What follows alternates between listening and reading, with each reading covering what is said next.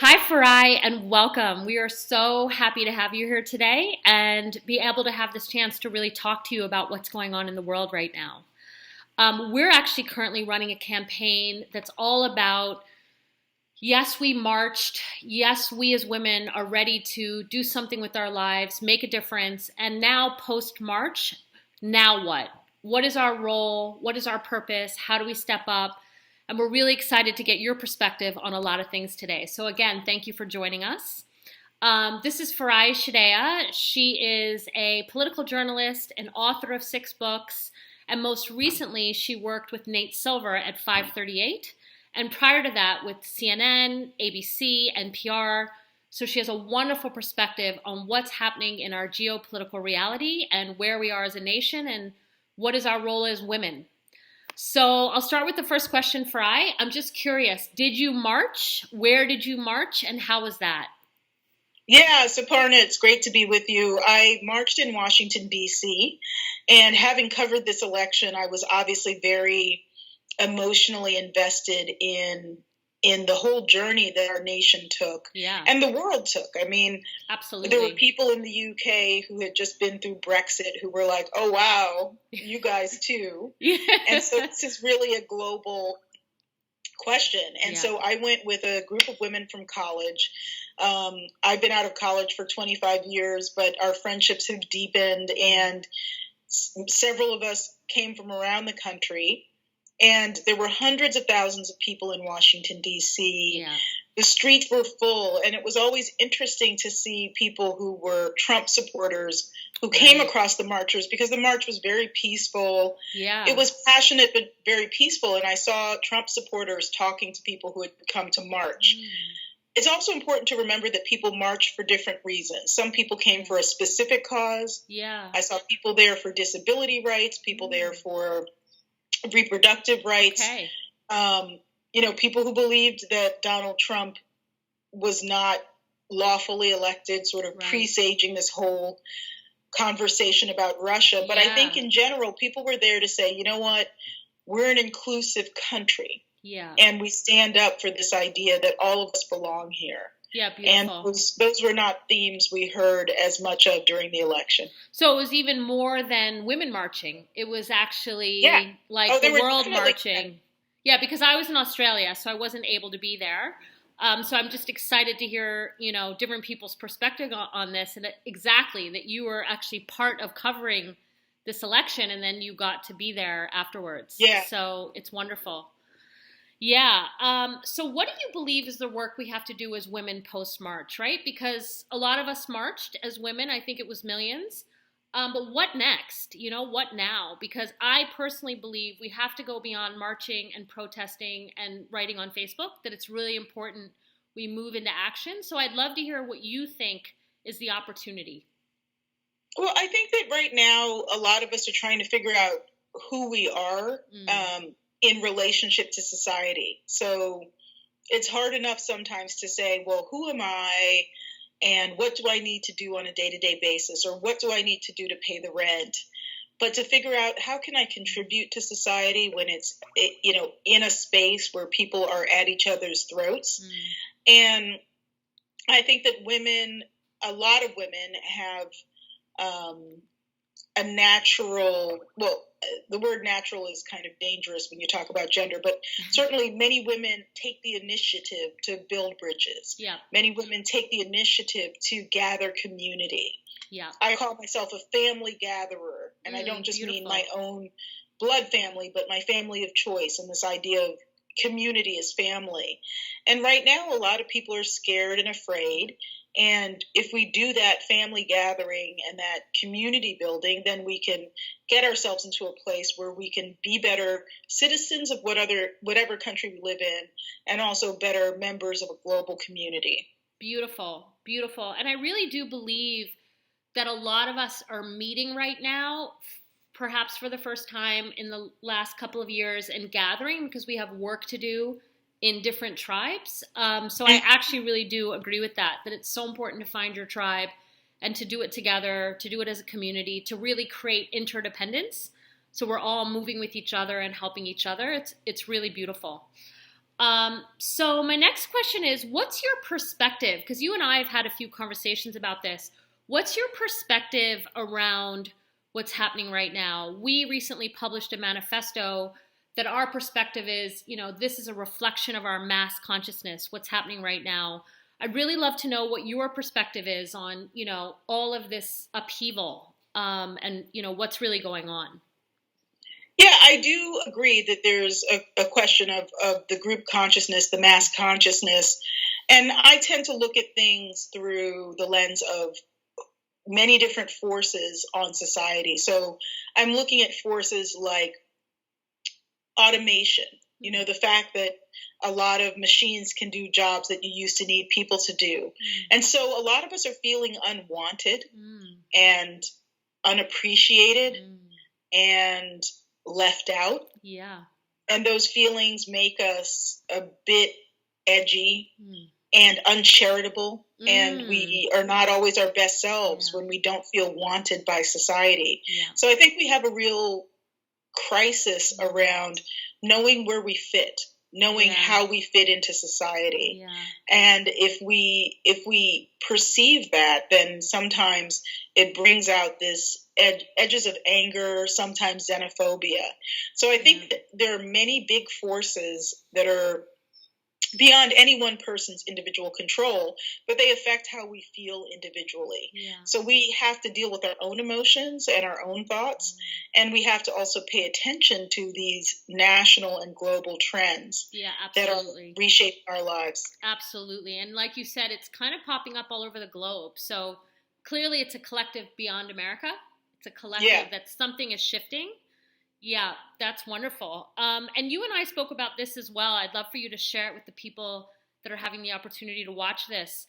What do you think the opportunity is as a country in 4 years? You spoke to me about this a bit, so I'd love for you to share. What's the opportunity for us as a country, and where might we end up at the end of 4 years? It's really up to us. But one of the things that I can see happening is that there are a lot of myths that we have in America, and I think many other countries have these myths too about who belongs and who doesn't.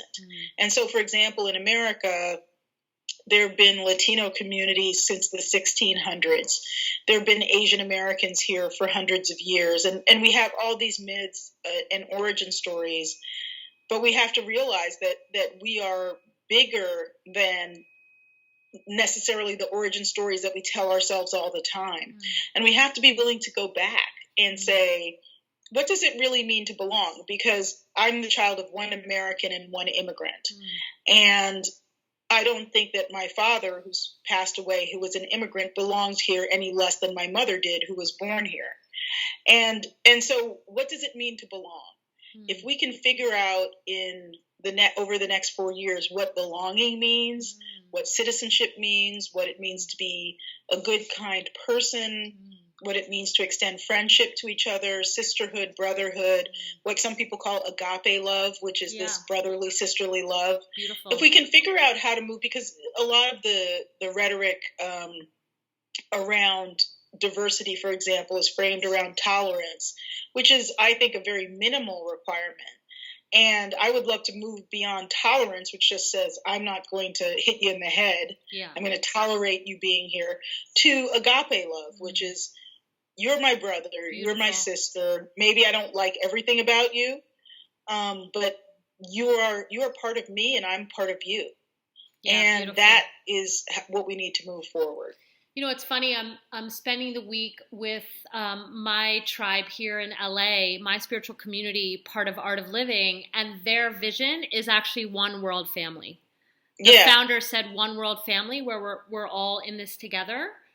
So it's beautiful because he's just talking about that this week, and you're saying it now in this interview. So it definitely feels like something is moving that really will allow us to hopefully come together. And I guess we do really have a choice.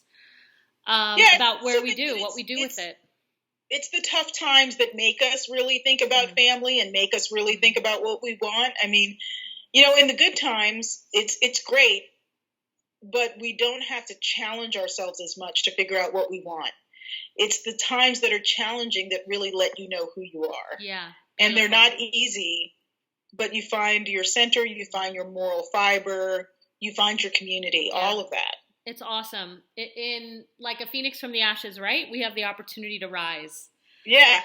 So I'd love for people to get to know you a bit more, because a lot of what I'm supporting women with is really creating positive, lasting change within themselves and in the world. So would you mind telling us a bit about how you're creating change in the world, any passion projects you have, and maybe what led you in that direction a bit? Just a bit of your She Creates Change story, I'm calling it.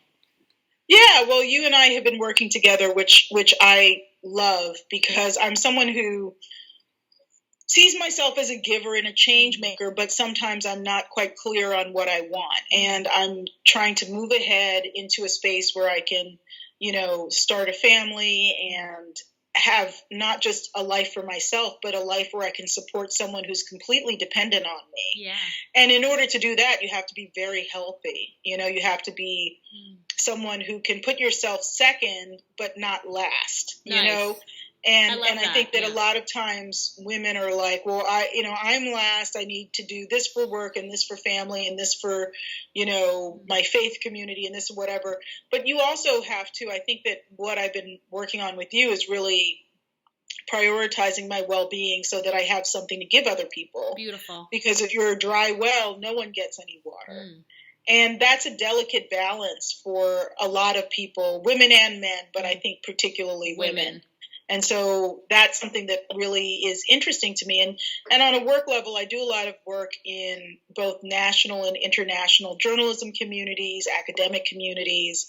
I'm spending the semester at Harvard, and I feel like I get a chance to have almost infinite intellectual stimulation, but then you also have to seek out other things like artistic stimulation is really important to me. Like I love visual art, dance, music, and that fills my soul. You have to figure out what fills your soul. Yeah, and that feeds your divine feminine, which is something else we're talking about. Really stepping into our feminine, bringing those qualities through that you talked about, collaboration and peace and empathy and compassion and family. Yeah. It's the women that are being called right now, I believe, to bring the light, to bring the community, to allow us to come together in a new way.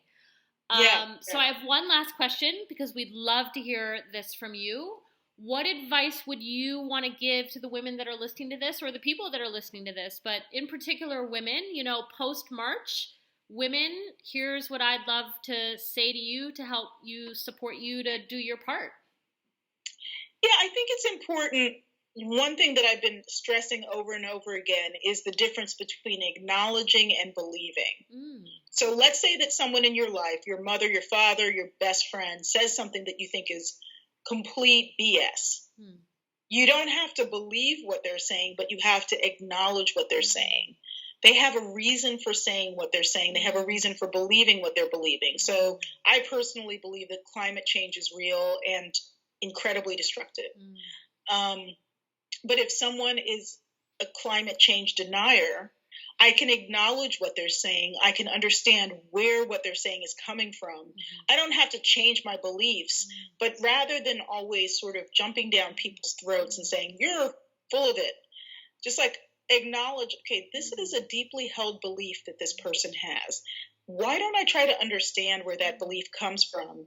And you don't always have to battle people to the ground, but we're in a society that's so divided right now that I think acknowledging other people's beliefs, even when you don't believe them, is a critical part of having relationships. Beautiful. And the more that we can acknowledge each other while remaining true to our own beliefs, the more that we can have deep relationships and conversations.